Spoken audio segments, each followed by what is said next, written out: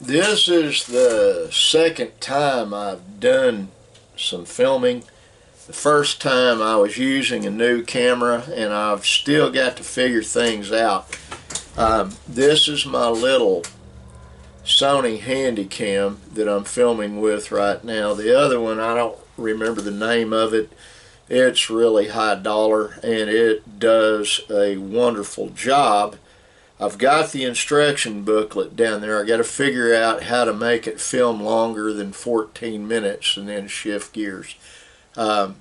This one does the same thing, but it combines them for when I download to go ahead and make it so that it's usable. So I'm probably going to have to use this one again tomorrow to film at church.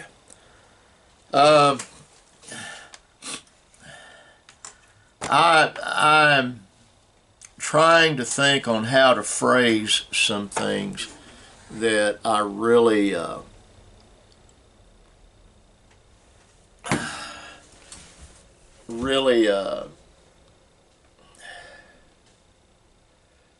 well, I guess I could just spit some stuff out. I'm gonna upload this to both my channels most likely, so I need to figure out how to get past the fact checkers on one channel. I've got incense burning right now. It's choking me up a little bit.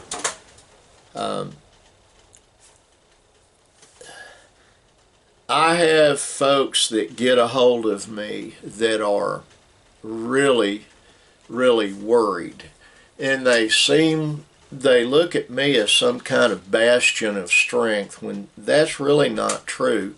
I have the same frailties and worries and everything everyone else does. I conceal it a little better, but there are two things that I have that a lot of folks do not. One, I have a profound belief in God. I know He's real. I've drank from His Spirit, so to speak.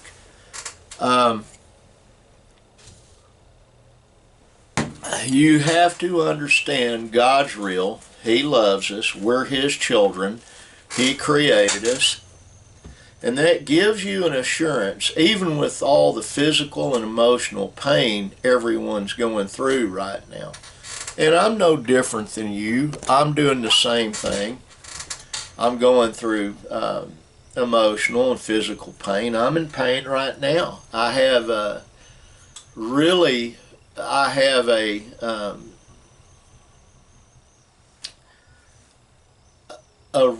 bad left knee. I use a walking cane in my right hand because my left side of my body is the one that's been damaged the most. I fell off a bluff decades ago in Daugherty, Oklahoma. I was on top of it. They call it Snake Mountain. Let me get a sip. I fell 11 feet onto a boulder and it basically split my kneecap in half. It knitted back together wrongly. I'm not really a candidate for knee replacement surgery that everyone else is getting. I have many things physically wrong with me, just like my younger brother Chris.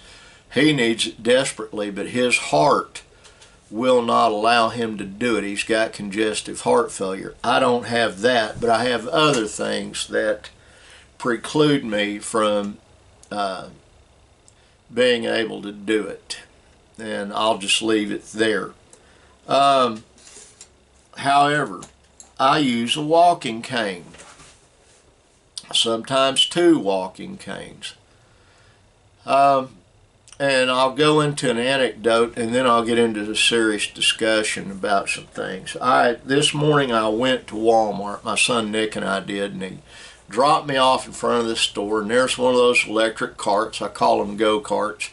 Got on it, went in, got my sandwich, got me a Gatorade, went out into the garden center, sat and ate my sandwich and threw pieces of crust to some birds. I do this every morning that I'm at Walmart.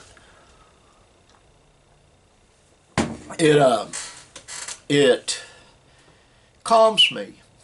It reminds me of the passage of scriptures where God said, do the sparrows of the field worry about, where they're going to live, what they're going to eat? No, God takes care of them. Do you not know that God loves you more than these? And that is paraphrasing greatly, but it is an actual passage from the Bible. It is Jesus talking to his apostles and disciples. Worry not for tomorrow, let tomorrow take care of itself. And, right now, well, I'm going to get back to the anecdote, how my life goes, and then I'll get into a serious subject matter.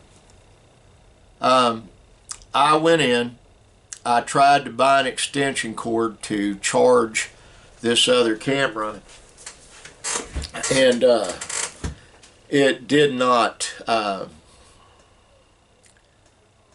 it just did not function like it should. And one of the things that I worried about on that is the wrong kind of extension cord could cause damage to the camera that's down there on my desk. It's a very expensive one. Now, getting back to the point, they said the extension cords were $9. I rang it up and it was $17. I went, saw my friend Teresa, who was behind the counter, and they put the money back on my credit card because it was false advertising. And I talked to the store manager. We need to go take care of that. They were advertising one price and it was much more expensive. A lot of people do not understand that a lot of big box stores do that intentionally. It adds to their profit margin. People do it and overlook it, and by the time they get home they realize, I paid more than it said it was supposed to cost. I pay attention to every nickel that comes out of my pocket, and the reason I do is if you don't take care of your money, you're not going to have any when you need it. Now, I was in there, I got that done. I was heading out to meet up with my son. He had to buy him a big toolkit to repair a Suburban. And there was 7 or 8 young women that walked in through the front door, and as I was trying to leave, and I had to go around them. Now, why did I have to go around them?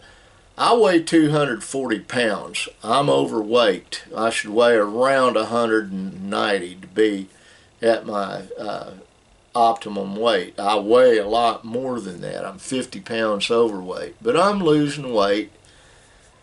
These gals, the smallest one in the group, weighed probably more than I do, and I'm guessing most of them weighed 300, 350 pounds. They were huge, morbidly obese young women. All different colors of hair, like, green, orange, yellow, red, purple, and some of them had their heads almost shaved clean, and most of them were holding hands with another young woman. And I looked at them and I realized what I had was a herd of lesbians coming at me. I'm not trying to be denigrating. I have lesbian friends, believe it or not. But they glowered and glared at me. So I went the other way. I wasn't going to have a confrontation. Now, I was dressed like I am now, except not with the vest on. And these shades, these are my lighter shades. They're brown. I have an eye affliction most of you know about. But anyway, I got around them and I got into the car and I told Nick about it and we came home. And he's out working on his Suburban and I'm in here getting ready to work on some stuff I've got to. Now, the gist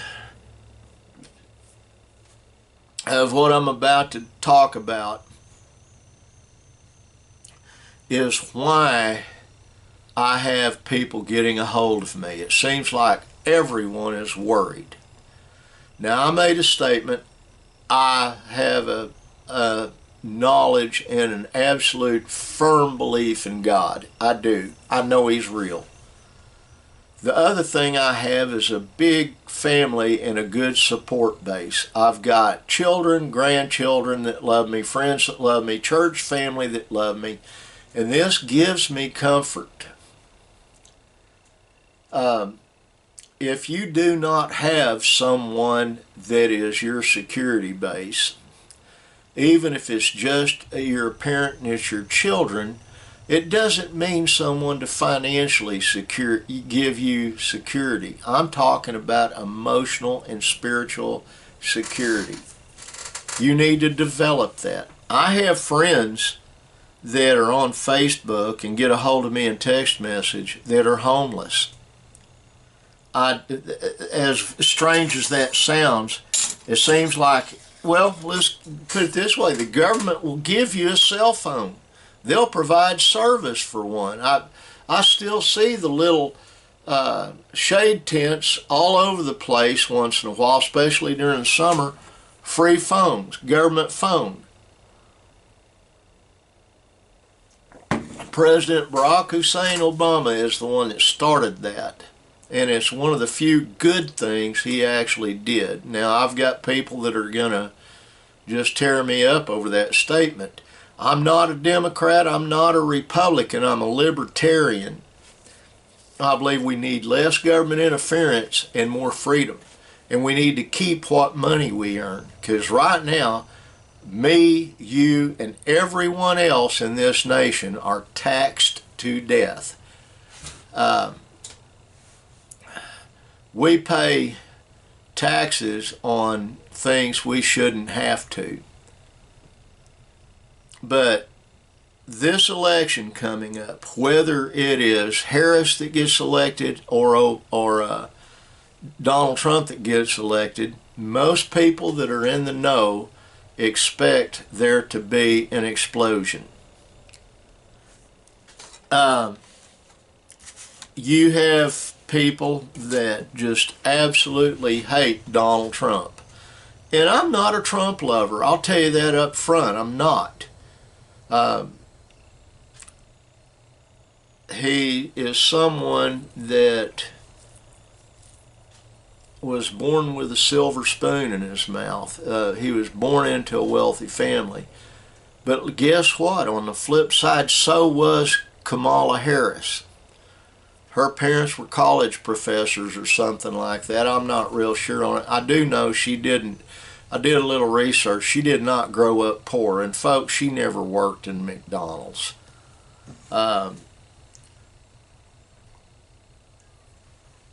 Donald Trump knows more about McDonald's than Kamala Harris does because he's an addict to the Big Mac.